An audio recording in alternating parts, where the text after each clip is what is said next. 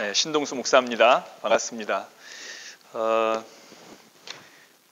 우리 김범수 목사님하고는 정말 한 20여 년 전에 만나고 목사님이 인터넷으로 활동하시는 건 제가 늘 보고 너무 존경에 마지 않고 또 그 생각하는 것이나 또 추구하는 것이 너무나 같아서 제가 늘 멀리 있지만 그 친구로서 또 동역자로서 그 흠모하는 목사님으로 늘 보고 있었었는데 이번에 사실은 시애틀 제가 처음 오는 거예요.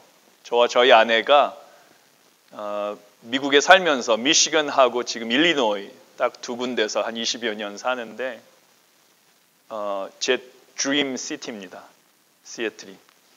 어떻게 하든지 한번 오고 싶어서 기도 많이 하고 아내하고 저하고 반드시 시애틀로 오리라 결단을 하고 기도 중에 목사님께 말씀을 드렸는데 목사님이 먼저 탐방을 오는 것이 좋겠다.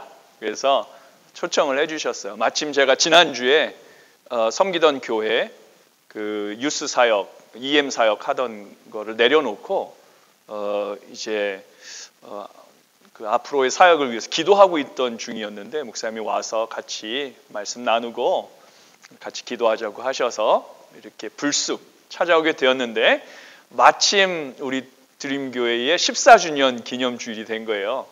그래서 제가 너무 황송하기도 하고 감사하고 또 영광스럽습니다. 이렇게 말씀 함께 나누게 돼서 오늘 부족하지만 제가 오늘 준비한 말씀 함께 나누면서 하나님께서 우리를 어떻게 인도하시고 이 땅 가운데 어떤 크리스찬으로 살길 원하시는지 함께 좀 상고해보면 좋겠습니다.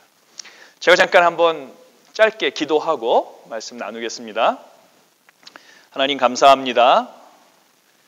이렇게 귀한 우리 시애틀 드림교회 사랑하는 성도들 또 사랑하는 김범수 목사님 귀한 교제 모임 또 하나님의 은혜와 진리 안에서 함께 모일 수 있도록 인도하셔서 감사합니다. 성령께서 이 시간 우리의 마음 문을 열어주시고 우리 영적인 귀를 열어주셔서 하나님의 살아있는 음성을 듣는 그런 귀한 시간이 되게 하여 주시옵소서. 제가 말씀을 준비하고 전하고자 합니다. 제 입술의 모든 말과 마음의 묵상이 주께 연락되기를 원합니다. 모든 것을 주께 의탁하옵고 종은 예수 그리스도의 이름으로 기도하였습니다. 아멘. 오늘 제가 전하려고 하는 말씀은 은혜와 진리, 크리스천의 가장 큰 숙제라는 제목입니다. 요한복음 1장 14절 말씀이 오늘의 주 본문인데요. 그 주보에서 나와 있는데 한번 다 같이 한번 읽겠습니다. 요한복음 1장 14절인데요. John 1:14. 우리 다 한국말 잘 이해한다고 그래서 그렇죠? 다 잘 이해하죠? 오케이. 한국말로 진행을 합니다. 우리 1장 14절 말씀 다 같이 한번 읽겠습니다. 시작. 말씀이 육신이 되어 우리 가운데 거하심에 우리가 그의 영광을 보니 아버지의 독생자의 영광이요 은혜와 진리가 충만하더라.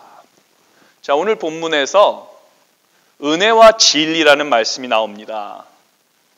예수님 안에는 은혜와 진리가 충만하다 그래요. 자, 우리 크리스찬들도 마찬가지인 것 같아요. 우리에게 가장 익숙하고 사모하는 단어들이 바로 이 은혜와 진리라는 단어가 될 것 같습니다. 제가 한번 질문 드려볼게요. 여러분, 은혜를 사모하시는 분들은 다 아멘 하시기 바랍니다.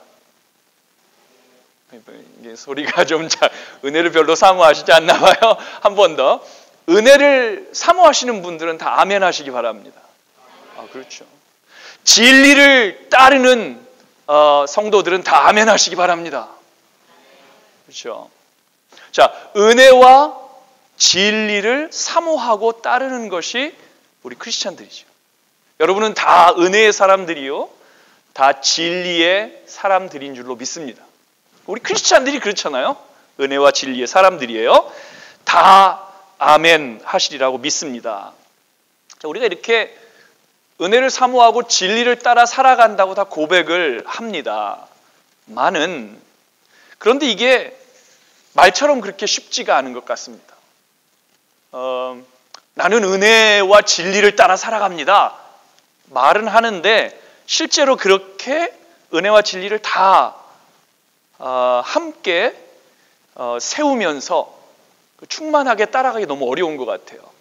이런 일이 있었습니다. 제가 한국에서 한 25년 전쯤에 송탄 남부 장로교회에서 청년부 사역을 했었는데요. 그때 한 번은 담임 목사님께서 굉장히 심각한 광고를 한 번 하셨습니다. 그 교회에 한 500여 명 되는 교회였었는데 안수 집사님 한 분이 계셨어요. 믿음이 굉장히 좋고 기도를 많이 하시는 안수 집사님이었는데 이분한테 아들이 하나 있었습니다. 22살 정도 되는 아들이었는데 얼마나 말썽을 부리고 다녔는지 몰라요. 중고등학교 때부터 그냥 싸움이란 싸움은 다 하고 다니고 아주 못된 짓을 많이 하던 그런 탕자와 같은 아들이었습니다. 아니 얼마나 못된 짓을 많이 했냐면 경찰서 유치장을 제 집 드나들듯이 그렇게 말썽을 많이 부리던 그 안수 집사님에게는 정말 골칫거리였던 너무 가슴이 아픈 그런 아들이었어요. 그런데 어느 날 이 청년이 이번에는 좀 큰 일을 벌였습니다. 밤에 으슥한 곳에서 어느 여성이 가진 핸드백을 빼앗으면서 그 여성을 폭행을 했던 거예요. 그런데 강도짓을 한 것뿐만 아니라 폭행까지 걸려서 그 죄질이 너무 무거워서 경찰한테 잡혔는데 이번에는 감옥에 갈 거란 이야기가 나왔습니다. 여러분 유치장에 잠깐 들어갔다 오는 것하고 감옥 가는 것하고는 근본적으로 이야기가 다르거든요. 그래서 이 안수 집사님은 발칵 뒤집히고 목사님한테 가서 말씀을 드렸는데 목사님께서 잠깐 기다려보자. 그리고 그 다음 주 주일 광고 시간에 목사님께서 이렇게 성도들에게 제안을 하신 겁니다. 교회 성도들이 탄원서를 좀 제작을 해서 일일이 거기다 탄원을 하고 사인을 하고 좀 선처해 달라라고 하면 그것이 재판부에는 크게 작용을 하기에 징역은 면할 수 있을 거다. 그렇게 말씀을 하시면서 한창 젊은 나이에 감옥 갔다 오면 사람 구실 하겠느냐 이렇게 말씀하시면서 안수 집사님 가정을 향한 사랑과 동정으로 죄는 밉지만 죄인은 사랑해야 되지 않겠느냐 말씀하시면서 탄원서에 좀 사인을 해달라고 부탁을 하시는 것이었습니다. 눈물을 글썽이시면서 그렇게 은혜롭게 말씀해 주시는 그 목사님의 광고에 제 마음에 잔잔한 감동이 밀려왔습니다. 한 가지 의문이 제 마음에 생기는 거예요. 여러분들도 그런 어떤 의문이 밀려오실지 모르겠어요. 아니 이 청년을 그냥 이렇게 다시 놓아줘 버리면 그 피해를 본 사람들의 아픔은 어떻게 해야 되나 이런 생각이 드는 거예요. 아무 잘못한 거 없이 후미진 골목 뒤로 끌려가서 입술이 터지도록 맞고 자기 것을 다 빼앗겼던 그 피해자의 아픔은 어떻게 하란 말인가. 그 여인의 그 상처와 아픔은 어떻게 달래줘야 하나 그런 마음이 싹 들어오는 거예요. 목사님은 교인들한테 죄인을 향한 은혜를 베풀자고 하시는데 그렇다면 그 피 맺힌 상처와 억울함을 심판해 달라는 그 정의에 대한 부르짖음은 어떻게 채울 수 있을 것인가라는 의문이 제 마음에 들었습니다. 은혜는 너무 좋은 거예요. 은혜는 너무 좋은 겁니다. 우리 크리스찬들 은혜를 다 받고 베풀어야 합니다. 그러나 은혜를 그냥 베풀자니 진리가 서질 않습니다. 법이 서지를 않아요. 공의가 서지를 않더라는 겁니다. 그렇다고 진리대로만 하자니 뭔가 은혜가 되지를 않고 사랑을 베푸는 것 같지가 않습니다. 그렇지 않아요? 여러분 어떻게 하시겠어요? 여러분이라면 어떻게 하시겠습니까? 은혜로 그냥 다 덮어주고 용서하시겠습니까? 아니면 진리대로, 진리답게 그렇게 처리를 하시겠습니까? 초반에 다 은혜를 사모하시고 진리대로 행하시는 크리스찬이라고, 아멘이라고 우리가 다 화답을 했는데, 그렇게 고백하며 살아가는 크리스찬이지만 우리가 정말 은혜와 진리 모두를 만족시키며 살아갈 수 있는가? 이것이 오늘 저의 설교 제목처럼 크리스찬의 가장 큰 숙제라고 생각합니다. 은혜와 진리, 크리스찬의 가장 큰 숙제이죠. 드림교회 14주년 기념주일인데 교회 부흥의 제도약, 하나님이 이루십니다. 이런 제목으로 그렇게 그런 설교해야 될 것 같은데, 그죠? 가장 크게 자라나는 드림교회, 이런 제목으로 말이죠. 그런데 불쑥 찾아와서 숙제만 이렇게 드리는 것 같아서 제가 참 송구합니다. 많은 이 주제가 저의 사역과 저의 크리스찬 저의 크리스찬 저니의 가장 큰 화두예요. 가장 큰 숙제이고 저의 목회에 있어서 가장 큰 숙제였습니다. 이제까지. 근데 해결이 안 되는 숙제예요. 우리 시애틀 드림교회라면 이거를 정말 아름답게 풀어갈 수 있지 않을까라는 생각이 들어서 오늘 함께 말씀을 좀 나누려고 하는데요. 어떤 부류의 크리스찬들은 예수님은 은혜의 주님 아닙니까? 은혜! 어떤 경우에라도 절대적으로 은혜를 따라야지, 은혜 베풀어야죠, 용서해야죠 라고 주장하시는 분들이 있습니다. 또 어떤 다른 부류의 크리스찬 분들은 하나님은 진리의 하나님 아닙니까? 정의의 하나님이죠. 악을 악으로 분별하고 대적하지 않으면 어떻게 하나님의 백성이라고 할 수 있겠습니까? 진리를 세워야 됩니다, 이렇게 주장하시는 분들이 계십니다. 저는 맞다고 생각해요. 이쪽도 맞고 저쪽도 맞는 거죠. 은혜도 하나님께로부터 온 것이고 진리도 하나님께로부터 온 것입니다. 그러나 저의 문제는 우리가 어느 하나를 성급히 선택하고 시행하고자 할 때 또 다른 하나를 놓치게 되는 경우가 많더라는 것입니다. 그것이 아마도 우리의 가장 큰 숙제인 것 같아요. 예를 들어 보겠습니다. 은혜는 꼭 필요합니다. 하나님의 은혜는 꼭 필요합니다. 그런데 진리가 없이 진리를 희생하면서 은혜를 시행하게 되면 그러면 사람을 망치게 됩니다. 자, 잘 들어보세요. 은혜는 꼭 필요하지만 진리를 희생하는 은혜는 사람을 망칩니다.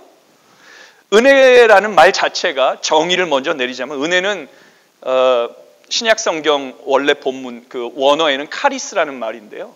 좋다는 거예요. 카리스, 좋은 거예요. 호의, favor란 뜻이에요. favor 혹은 gift, 선물, 그렇죠? 혹은 자격 없는 자에게 거저 주시는 것 이런 걸로, 그러니까 free gift to the undeserved, 그죠? 그러니까 deserve 하지 않은데 봐주는 거예요. 좋은 거 주는 거예요. 우리 구원이 다 은혜잖아요. 우리가 하나님께로부터 받는 구원이, 왜냐면 우리가 다 deserve 하지 않은데 다 죽어야 되는데 멸망받아야 되는데 하나님이 우리 구해주셨잖아요. 그 은혜죠. 그러니까 자격 없는데 하나님이 거저 주시는 선물. 우리 교회에 이렇게 나오는 것도 사실은 여러분 다 은혜입니다. 그렇잖아요.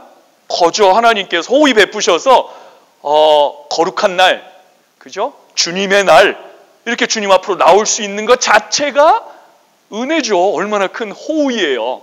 하나님 앞에 나와서 하나님 마음 놓고 아버지라고 부르고 하나님의 은혜를 마음 놓고 주장하고 그 축복을 주장하는 얼마나 큰 은혜입니까?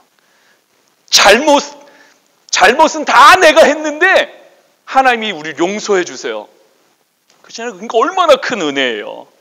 모든 영적인 하나님의 축복과 사랑과 보호하심과 베풀어 주심이 다 은혜인 거예요. 성경에 나타난 그것뿐이겠습니까? 우리 삶 자체가 은혜이지요. 우리의 삶 자체가 은혜이지요. 여러분이 자격이 있어서 이렇게 내가 이렇게 잘 나가나, 자격이 있어 내가 받은 모든 것들 내가 받나? 생각해 보세요.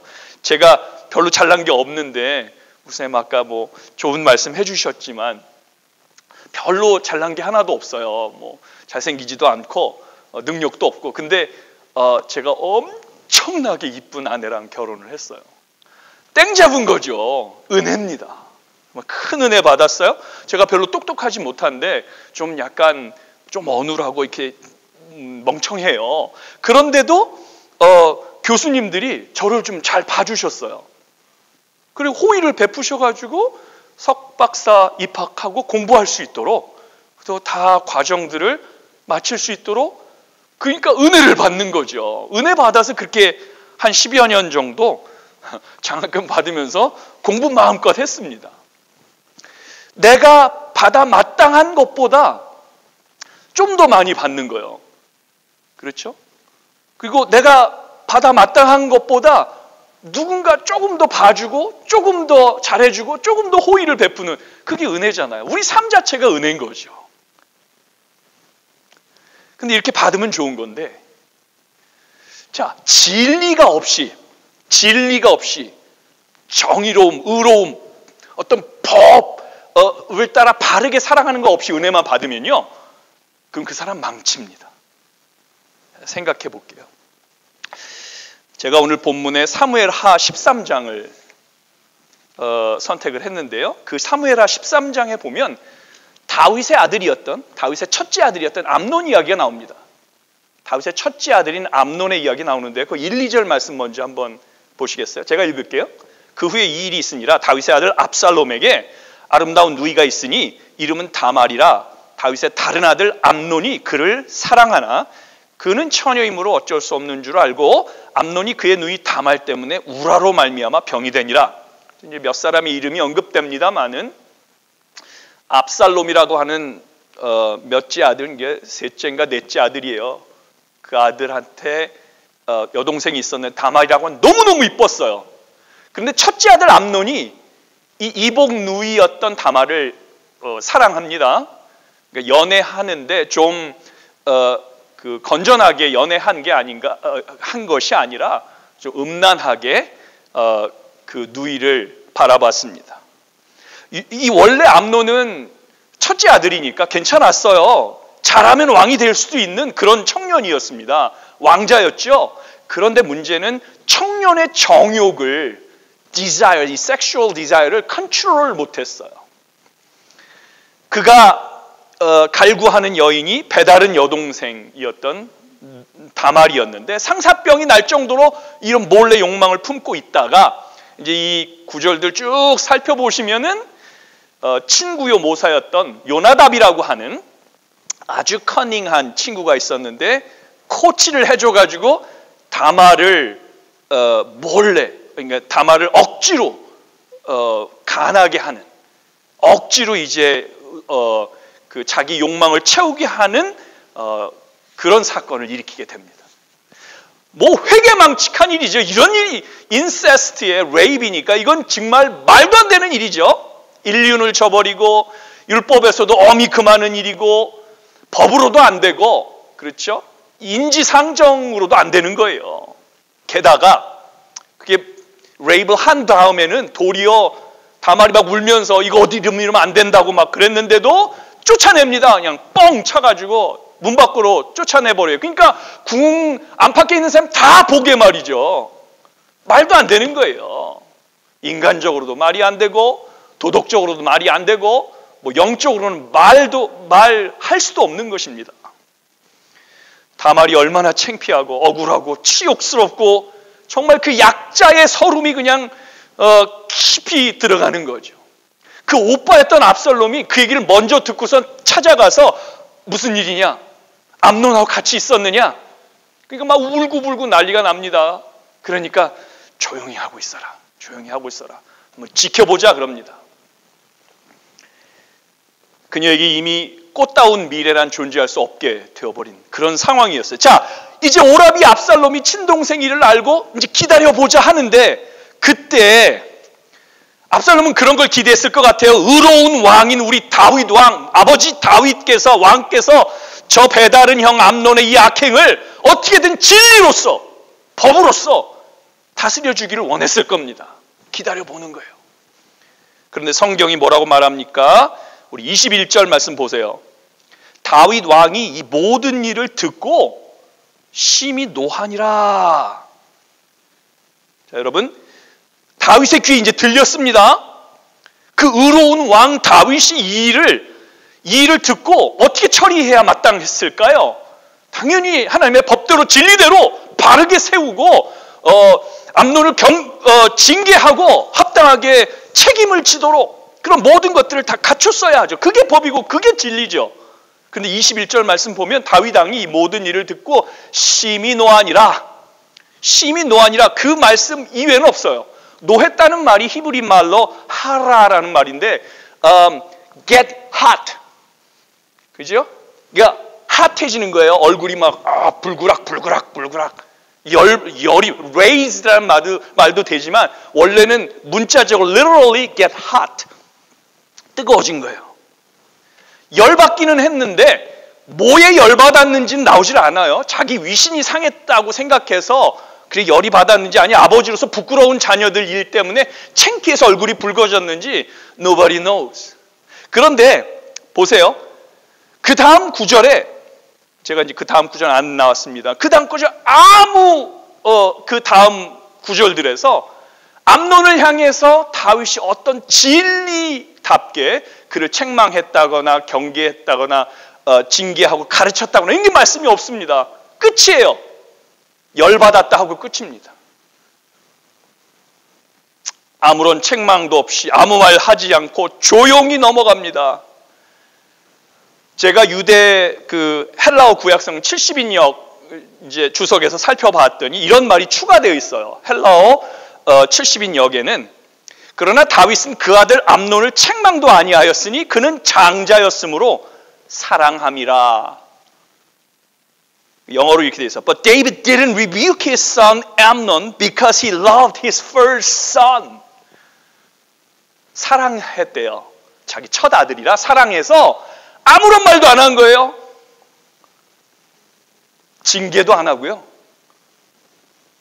그리고 책망도 안 하고 벌도 주지 않았어요. 여러분, 이게 뭡니까? 암논이 행한 그 어마어마한 추악한 죄악에도 불구하고 그래도 내 큰아들인데 하나, 그러나 내 큰아들인데 봐줘야지. 큰아들인데 은혜 베푼 거예요. 그렇잖아요? 사랑했대요. 그래서 은혜를 베풉니다. 은혜 베푼 거죠. 그게 은혜죠. 호의를 베푼 거지 않습니까? 거저 봐주고 합당하지 않지만 그냥 봐준 거예요. 여러분, 은혜 좋은 거죠. 받을 때 좋잖아요. 그러나 진리를 세우지 않고 진리를 희생하고 정의를 희생하고 법을 희생하고 은혜를 베푸면요, 어떻게 됩니까? 암논을 망치는 겁니다. 결국은 암논을 망치는데요, 사랑으로서 은혜롭게 책망도 하지 않고 그렇게 해결하기를 원했지만 법과 진리가 밝혀지지 않고 정의가 세워지지 않는 은혜가 되니까 암논이 망칩니다. 그냥 대낮에 활보하고 다니다가 나중에 다말의 오빠였던 압살롬한테 맞아 죽죠. 처참하게 맞아 죽습니다. 그것뿐만입니까? 압살롬이 아버지 다윗에게 반기를 들고 정말 수만의 사람들이 결국은 피를 흘리면서 동족 상잔의 비극에 이르게 되죠. 또 아버지의 그 모든 후처들을 대낮에 사람들 보는 앞에서 겁탈하는 아주 악한 추행을 벌이게 되는, 집안 자체가 완전히 쑥대밭이 되어버립니다. 나라 자체가 쑥대밭이 되어버립니다. 암논도 죽어버립니다. 여러분, 이 비극의 시작이 어디에 있었는지 살펴볼 필요가 있는 거죠. 다윗이 진리와 정의와 법으로서 은혜를 베푸는 거 좋아요. 그러나 진리와 정의를 세웠더라면 여기에까지는 이르지 않았겠죠. 진리를 희생한 은혜는 사람을 망치고 가정을 망치고 사회를 망치고 나라를 망치는 겁니다. 자, 한번 다른 측면에서 또 한번 생각해 보겠습니다. 그렇다면 우린 반드시 진리를 세워야 되는데, 그런데 은혜가 없이 진리를 세우고자 하면요, 그럼 이번에는 사람들을 죽이게 됩니다. 자, 진리를 세워야 되는데 은혜를 희생하고 은혜가 없이 진리를 세우고자 하면 사람들을 죽입니다. 정말 무서운 게 돼요. 자, 진리란 말이 헬라어로 알레데이아인데, 알레데이아라는 말이 그냥 옳다, 진실되다, 혹은 telling which is right, which is wrong, 시비를 가리는 거예요. 자, 진실로서 옳고 그름을 제대로 가려서 정의를 세우는 것, 그게 진리일 것입니다. 우리 하나님은 진리의 하나님이라고 성경에서 선포하고 있고, 하나님의 나라는 진리에 기초한 나라입니다. 올바른 것에 근거한 나라예요. 공평과 정의의 나라라고 성경이 선포합니다. 여러분, 하나님의 나라는 공평과 정의의 나라입니다. 공평과 정의가 시행되는 나라예요. 그것이 하나님의 나라입니다. 세상 나라는 그렇지 않죠? 법보다는 주먹이 앞서고 진리보다는 뇌물과 협잡이 판을 치는 게 세상 나라예요. 도무지 법과 진리가 서지 않는 그런 나라의 모습들을 우리가 미국에서 보고 우리 조국 한국에서도 봅니다. 그러나 우리 하나님의 나라는 그렇지 않다는 거죠. 우리 하나님의 나라는 진리와 정의, 공평과 정의가 하수처럼 흐르는, 그래서 우리의 교회들은 하나님의 나라의 전초기지인 이 교회들에서는 하나님의 진리가 굳게 세워져야 되는 겁니다. 진실이 편만하게 선포되어야 되는 겁니다. 옳고 그르고 옳은 것이 선포되고 공정하게 모든 일들이 시행되어야 하는 겁니다. 그것이 바로 하나님 나라의 모습인 것이지. 아니, 교회에서만이라도 우리가 이런 것들을 보여줄 수 있어야 됩니다. 하나님의 진리가 보여져야 하는 거예요. 저는 우리 시애틀 드림교회가 이 하나님의 진리 위에 굳게 세워지고 이 하나님의 공평과 정의를 하수처럼 흘려보내는 그런 교회 되기를 간절히 원합니다. 자, 그런데 이 진리를 이렇게 우리가 세우는 것이 중요하지만 거기에 은혜가 없게 되면 진리를 하수처럼 흘려보내면서 사람들을 죽일 수 있습니다. 어떻게 그럴까요?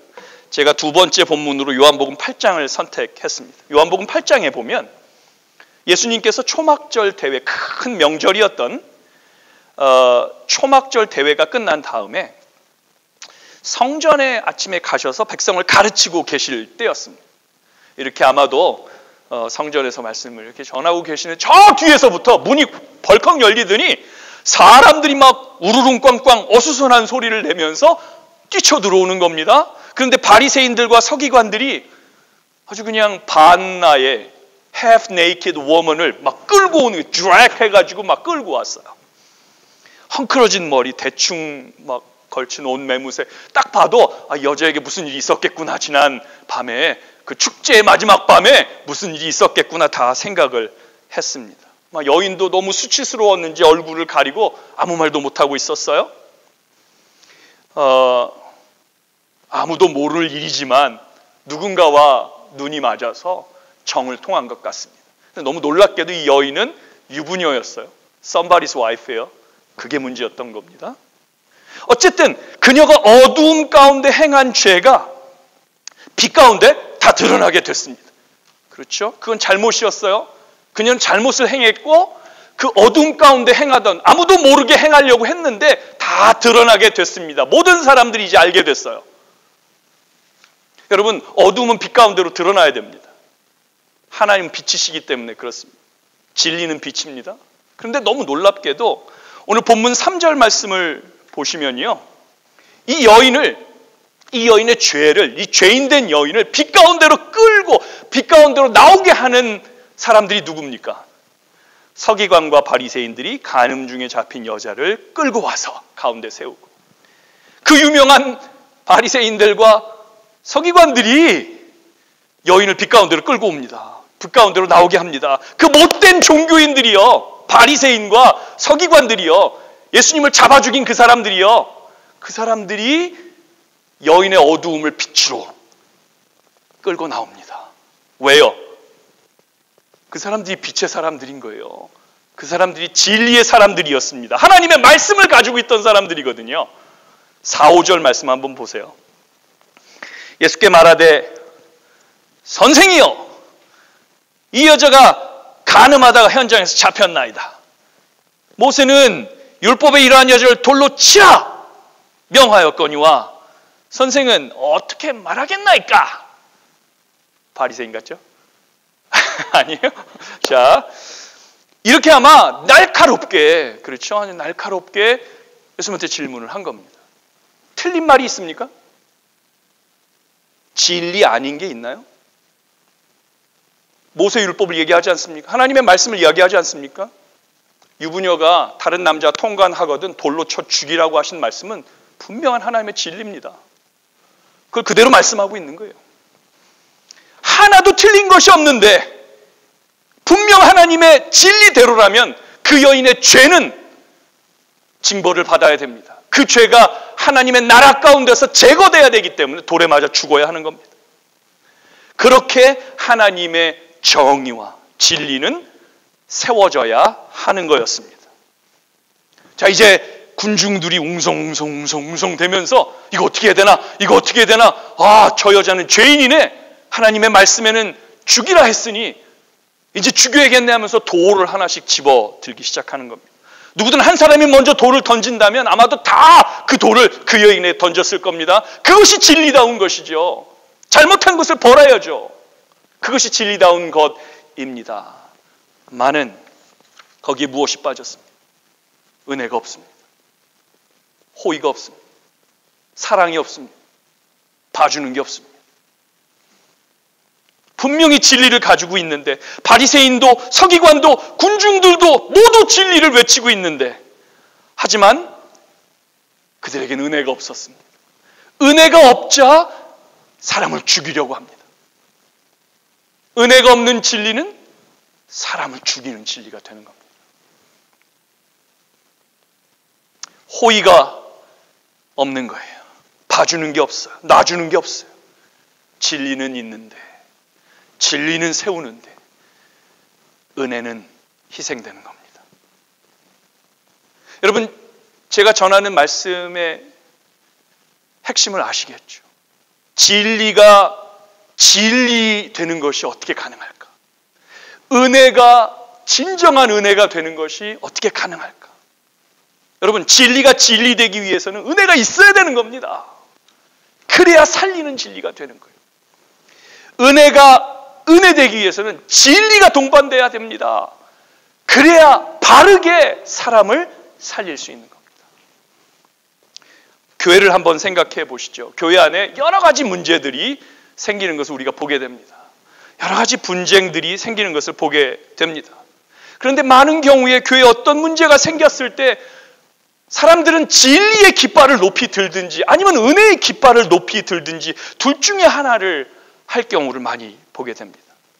진리의 깃발을 높이 들면서 다른 사람들을 정죄하고 욕하고 쫓아내고 죽이려고 하는 사람들이 있는 반면 또 마찬가지로 모든 것이 좋은 게 좋은 거다, 은혜로 봐주자 하면서 진리를 세우지 않아서 그 교회를 더욱더 망치고 더 큰 문제가 생기게 그렇게 흘러가는 교회들도 보게 됩니다.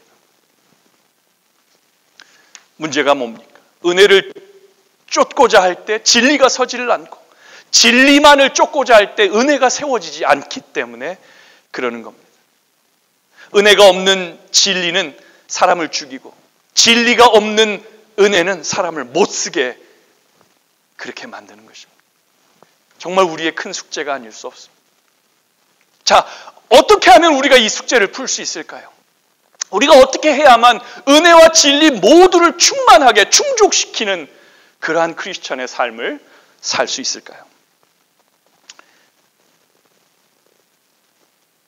저는 예수님 안에 그 답이 있어야 하고 또 있다고 믿습니다. 어떤 점에서 그렇습니까? 우리 요한복음 1장 14절 말씀 한 번만 더 볼까요? 말씀이 육신이 되어 우리 가운데 거하시며 우리가 그 영광을 보니 아버지의 독생자의 영광이요 은혜와 진리가 충만하더라. 그렇죠? In Him there's a full of grace and truth. Both. 그렇죠? Grace and truth. Full of grace and truth. 은혜와 진리가 충만하신 거예요. In Him, in Jesus Christ. 우리 인간은 근본적으로 연약하고 한계적이어서 어느 한쪽밖에는 충족시키지 못하는 그런 연약한 존재죠. 어느 하나를 취하면 다른 하나를 잃어버리는 것이 우리의 모습이죠. 그러나 우리 주 예수님에게는 은혜와 진리가 충만한 것을 여러분 다 믿으시기 바랍니다. 여러분 믿으세요. 예수님 안에 은혜와 진리가 다 충만합니다. 예수님은 은혜의 주님이시고 또 진리의 주님이십니다. 어느 한쪽만 있으신 분이 아니라 두 가지 모두를 충족시키는 분이세요. 그래서 예수님 안에는 이게 가능합니다. 자, 어떻게 가능할까? 이게 예수님이 도대체 은혜와 진리 모두를 충족시켰다는 것이 무슨 의미일까요? 자, 우리 요한복음 8장을 한 번만 조금 더 보겠어요. 그 정욕죄범한 여인, 그 죄인된 여인의 예로 조금만 돌아가 볼게요. 자, 진리를 가지고 하나님 말씀을 가지고 이 여자를 돌로 치리까 하면서 사람들이 돌을 들고 막 웅성웅성 대고 있을 때, 자 7절 말씀 보세요. 그때 예수님 뭐라 그러십니까? 그들이 묻기를 맞이 아니하는지라 이에 일어나 이르시되 너희 중에 죄 없는 자가 먼저 돌로 치라 하시고, 너희 중에 죄 없는 자가 돌로 치라 이렇게 말씀하세요. 이 말씀을 조금만 더 자세히 좀 파싱을 좀 해보죠. 분명 예수님이 여기서 메인 버브가 뭐예요? 메인 버브가 뭐예요? 죄 없는 자 돌로 쳐라! Throw the stone! 돌 던지라는 거예요. 그게 메인 버브잖아요. 돌로 치라! 그죠? 하나님의 진리가 거기에 있는 거예요. 죄는 징계하고 도말해야 되는 겁니다. 그래야 하나님의 정의와 진리가 서는 거예요. 여인의 죄는 그 책임을 엄중하게 물어야 할, 돌로 쳐야 할 범죄라는 겁니다. 돌로 쳐라! 얼버무리거나 어물쩡 좋은 게 좋은 거야 봐주지 마요. 돌로 쳐라! 예수님은 진리로 여인의 죄를 드러내십니다.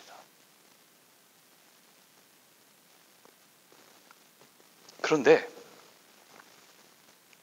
돌로 쳐야 되는데 누가 칩니까? 너희 중에 죄 없는 자가 쳐라 그래요.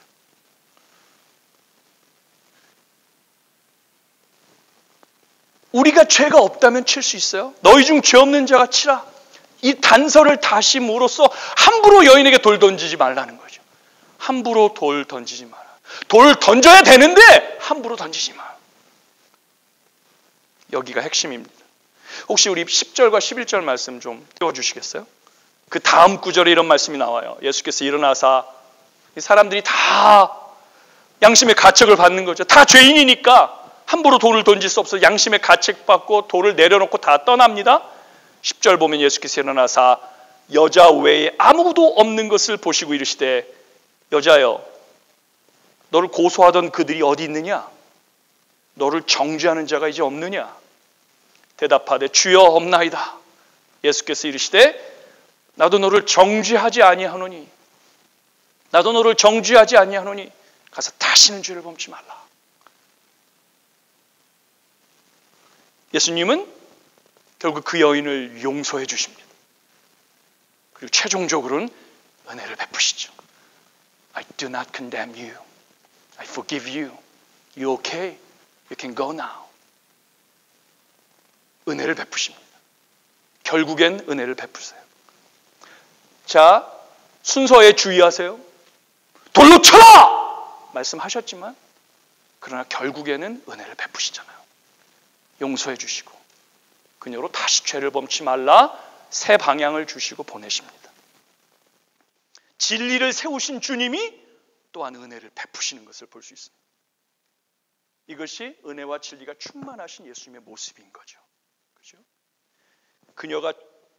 그녀의 죄는 반드시 징벌받아야 되고 돌에 맞아 죽어야 되는 것을 인정하셨지만, 그것을 선포하셨지만, 그러나 나는 너를 정죄하지 않겠다. 난 너를 용서하노라. 다시는 죄를 범치 말라. 그냥 가라. 그렇게 보내주시는 은혜를 베풀어 주십니다. 자, 보세요. 예수님 은혜와 진리가 충만하시죠. 둘 다 드러내시잖아요. 어느 하나를 희생하시지 않습니다.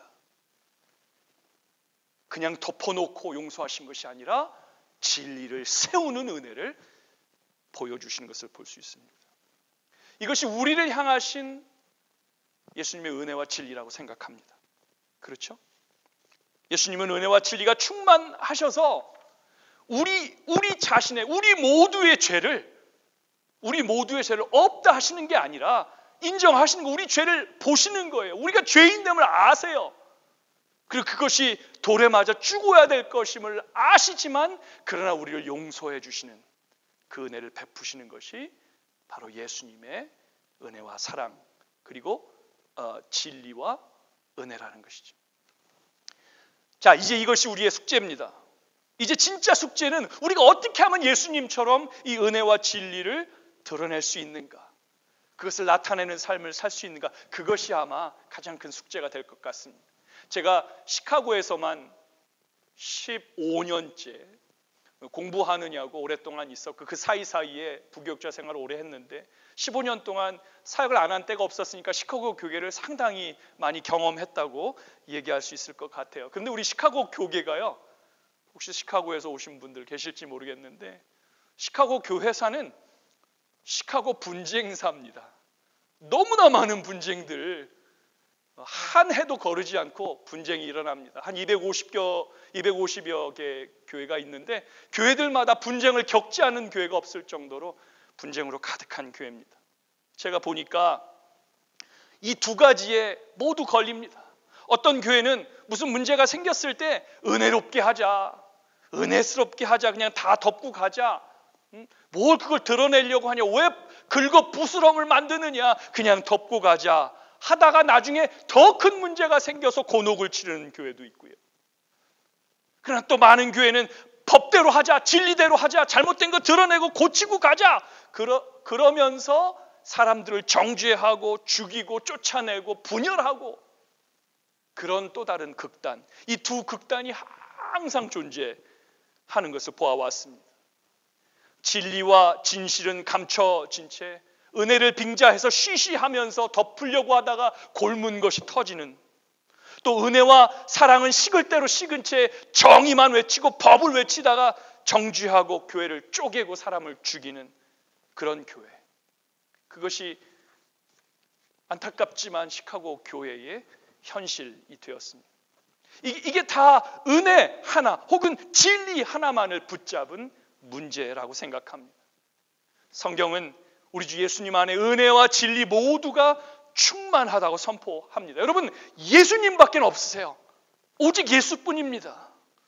그런데 이 예수님을, 은혜와 진리가 충만하신 예수님, 우리가 어떻게 따라가면 될까요? 혹시 우리가 따라갈 수 있는 어떤 원리가 있을까요? 은혜와 진리 모두를 충족시키는 그런 원리가 좀 있을까요? 그것을 말씀드리고 설교를 마치려고 합니다. 저는 그것이 예수님의 십자가의 원리라고 생각합니다. 예수님도 당신을 따르는 제자들에게 나를 따라오려거든 자기를 부인하고 자기 십자가를 지라고 하셨는데, 그것이 바로 십자가의 원리라고 생각합니다. 여러분, 십자가를 지면 되는데요. 자, 그게 무슨 말인가? 우리 예수님의 은혜와 진리가 바로 예수님께서 달리신 그 십자가에서 온전하게 나타납니다. 예수님의 그 충만하신 은혜와 진리는 십자가에서 나타납니다. 십자가가 어디에 있습니까? 예, 저기도 있고 이 앞에도 있지 않을까요? 네, 여기 십자가. 십자가에 예수님의 은혜와 진리가 충만하게 나타납니다. 자, 어떻게 해서 그럴까요? 예수님이요, 어떤 혹자, 성경학자들이 말하는 것처럼 마지못해서 어쩔 수 없이 실패자의 모습으로 십자가에 달리신 게 아니라 예수님은 의도적으로 당신의 그 하나님의 충만한 은혜와 진리를 나타내시기 위해서 십자가를 지셔야 했습니다. 그것이 하나님의 길이었어요. 하나님의 진리와 은혜를 모두 나타내시기 위해서는 십자가를 지셔야 됐습니다. 자, 예수님은 온 세상의 모든 죄를 지시고 저와 여러분의 죄를 다 지시고 십자가에서 형벌을 받아 돌아가십니다.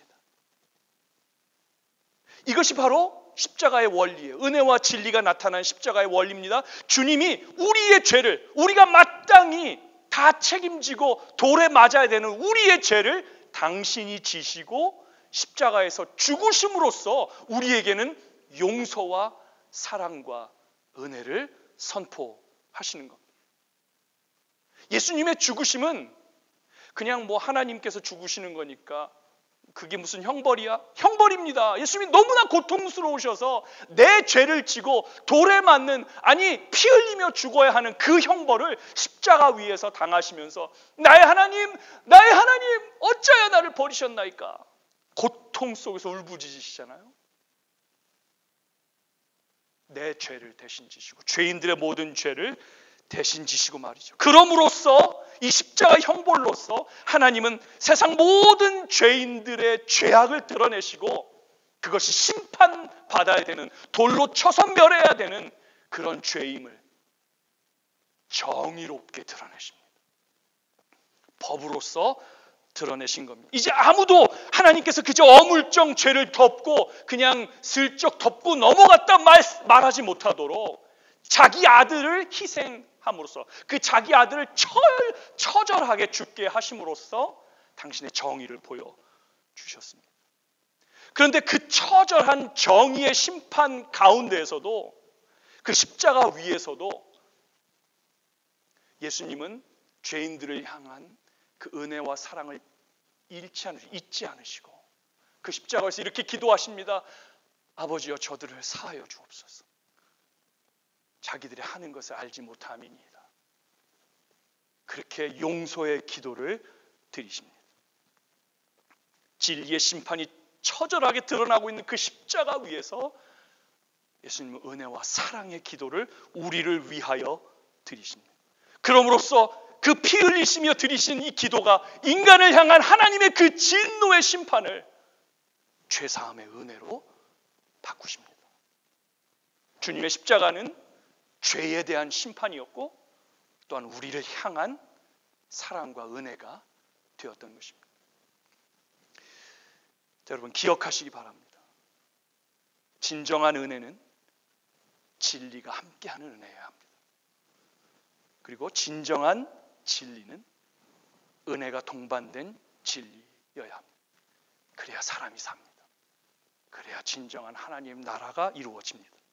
예수님은 바로 그것을 십자가 위에서 온전하게 성취하셨습니다. 바로 그 주님의 풍성하신 은혜와 진리가 십자가로부터 우리에게 흘러내려온 것입니다. 그럼으로써 우리는 진리의 사람, 또 은혜의 사람이 될 수 있게 된 것입니다. 처음 예화로 다시 돌아가겠습니다. 그 못된 청년을 구제해달라는 그 목사님의 간청에 마음에 의문이 생겨서 괴로워하고 있는, 잠시나마 괴로워하고 있는 저에게 담임 목사님의 광고가 이어졌습니다. 이렇게 말씀하시더군요. 우리가 이렇게 탄원서를 쓰는 것이 혹 정의롭지 못하다고 생각하는 분들이 계실지 모르겠습니다. 그럼에도 우리가 이 형제를 용서하고 은혜를 베풀어야 하는 이유는 주님의 십자가의 사랑이 우리를 강권하기 때문입니다. 그렇게 얘기하셨어요. 우리가 그냥 이 형제의 잘못을 그냥 덮자, 잘못 아니다 라고 말하는 게 아닙니다. 그러면서 이렇게 말씀하시더군요. 이 형제가 끼친 손해를 제가 다 갚겠습니다. 제가 안 되면 교회에 요청하겠습니다. 그 손해를 다 책임지겠습니다. 그리고 앞으로 제가 매를 들고 이 형제를 붙들고 가르치겠습니다. 옳은 길로 나아가도록 제가 붙들고 가르치겠습니다. 여러분, 저와 함께 이 형제를 향한 사랑의 수고에 동참해 주세요. 그 첫 단계로 이 탄원서에 사인해 주세요. 그렇게 얘기하시더군요. 똑똑하신 담임 목사님이시, 저희 교수님이었거든요. 제가 그때 많은 것을 생각했습니다. 그렇구나. 우리는 간혹 은혜나 진리 하나에 천착하다가 하나님의 그 온전하신 충만함, 은혜와 진리가 충만한 그 상태에 이르지 못할 때가 너무 많다는 것을 깨달았습니다. 우리 예수님은 은혜와 진리가 충만하십니다. 예수님은 십자가의 원리로서 그 모든 것들을 다 우리에게 보여주셨습니다. 우리가 만약 이 예수님의 제자라면, 이 예수님을 믿고 따르는 사람들이라면, 이 예수님처럼 은혜와 진리의 사람들이라면, 저는 이 십자가의 원리로서 십자가를 지고 예수님처럼 은혜와 진리의 사람이 될 수 있으리라고 생각합니다. 물론 여전히 어렵습니다. 여전히 힘듭니다. 우리는 한계적이고 우리는 부족하고 연약합니다. 그러나 주님의 그 십자가의 사랑을, 나를 향하여 베푸신 그 십자가의 사랑을 내가 기억한다면, 그 은혜 때문에 먼저 주신 그 은혜, 그 사랑을 기억한다면, 그 사랑이 우리를 강권하지